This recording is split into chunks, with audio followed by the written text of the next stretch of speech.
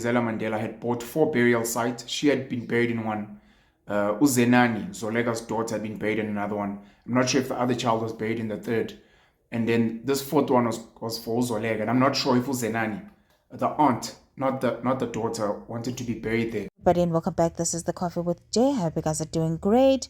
Now that's one reason that might just make a whole lot of sense in this whole drama, that Zenani Mandela Snr wanted that specific grave to be kept for herself.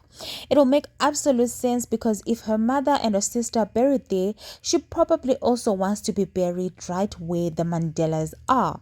Now, obviously, she offered support to Thierry Bashala, Zoleka's ex-husband, to take the body away from that Mandela burial site so that she could secure that spot for herself, so she could just be right there next to her mother, because nothing else really makes sense.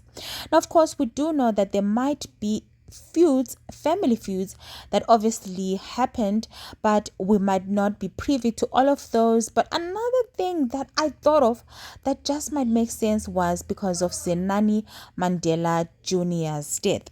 Now, if you remember very well, during time, the person who was driving Zenani Jr. was actually Sizwe Mankazana, son of Zoleka Mankazana, who was the boyfriend of Zenani Mandela Snr.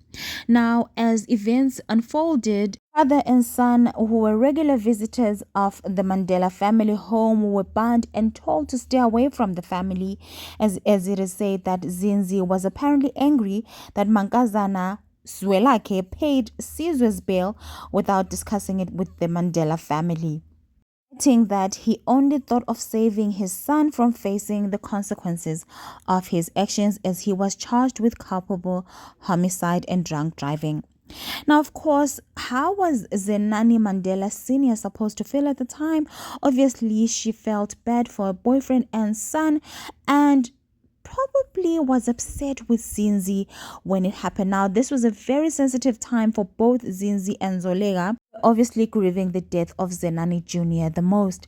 Now, obviously, these are just speculations as we try to find out exactly where the fallout might have occurred, because as far as we know, Zoleka and Zenani were close before. As you can see here, she's the one who accompanied Zoleka when this whole thing was happening. So why exactly did they get so estranged to this point that she would even be banned to attend Zoleka's funeral?